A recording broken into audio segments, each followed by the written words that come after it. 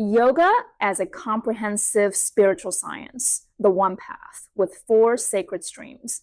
Beloved seekers, today we are not speaking of yoga as posture, nor as exercise, nor as a cultural artifact. We are referring to yoga as a comprehensive spiritual science, a divine technology for the liberation of the human soul. The ancient masters tell us that every human being is driven by four sacred forces: the desire to know, the desire to feel, the desire to act, and the desire to transcend. Yoga does not suppress these drives. Yoga sanctifies them. Thus were revealed the four great paths of yoga, not as competing religions, but as complementary rivers flowing into one ocean of truth. The four yogas: one soul, four expressions. First, Jnana Yoga, the path of wisdom. This is the razor's edge of truth. Jnana Yoga dares to ask the most dangerous question a human can ask: who am I? With the sword of discernment, Viveka, the seeker separates the real from the unreal, the eternal self from the changing body, thoughts, emotions, and ego. And when all false identities fall away, the great realization dawns: Aham Brahmasmi, I am Brahman. Not belief, not philosophy, direct knowing. Second, Raja Yoga, the path of meditation. If Jnana uses the intellect as fire, Raja Yoga trains the mind as a sacred instrument. Patanjali gives us a science, not superstition, a step-by-step purification of consciousness through ethics, discipline, breath, stillness, and meditation. The restless waves of the mind become calm, and the seer rests in its own nature. What Jnana realizes through inquiry, Raja Yoga reveals through silence. Third, Bhakti Yoga, the path of devotion. This is the transformation of the heart. Here emotion is not rejected, it is divinized. Love for the personal becomes love for the eternal. Prayer, chanting, surrender, remembrance all melt the ego into devotion. And the Bhagavad Gita lifts bhakti beyond sentiment, declaring, "One who sees me in all beings, and all beings in me, never loses me." At its highest, bhakti ripens into jnana. The lover and the beloved become one. Fourth, Karma Yoga, the path of selfless action. Here the battlefield becomes the monastery. Every action becomes worship. By acting without attachment to results, the ego is purified and desire loses its chains. The Gita reveals the great mystery.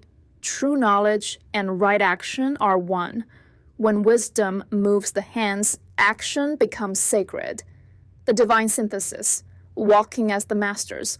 Walked, beloved, the Bhagavad Gita is the great harmonizer. It declares boldly, all paths lead to the one. Hatha Yoga purifies the body and prana. Raja Yoga steadies the mind. Bhakti softens the heart. Jnana illumines the intellect. Vedanta crowns them all with truth. The masters did not choose one path and reject the others. They integrated them.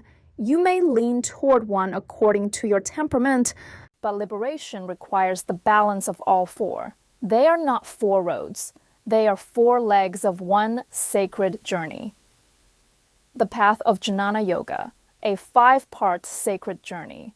Let us now walk deeper into Jnana Yoga, not as dry philosophy, but as living fire. Part 1. Discernment and dispassion.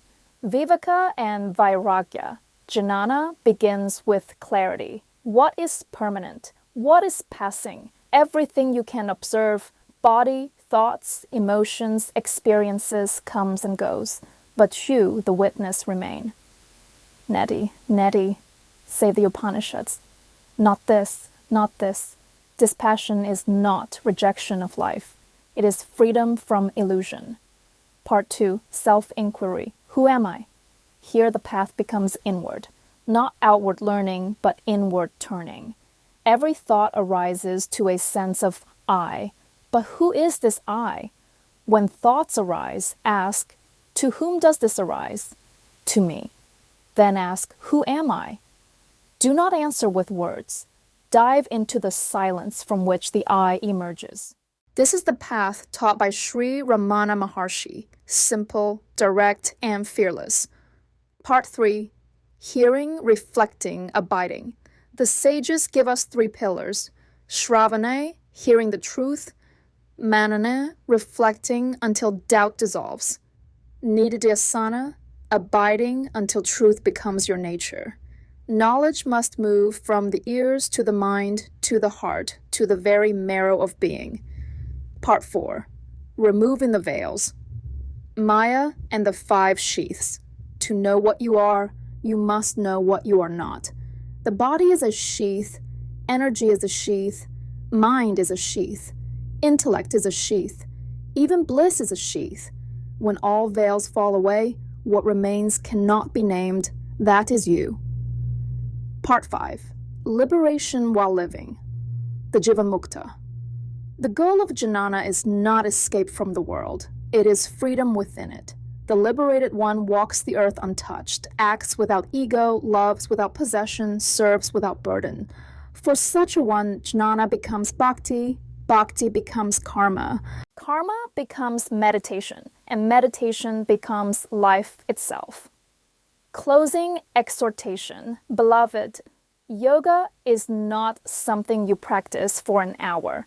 It is who you become. When wisdom guides your thoughts, love fills your heart, selflessness directs your actions, and silence anchors your soul. You are walking as the masters walked. May this sacred integration lead you not to belief, not to philosophy, but to direct realization. Tat tvam asi. You are that. Up next, discernment and dispassion. Viveka and Vairagya. Please like, subscribe, and share.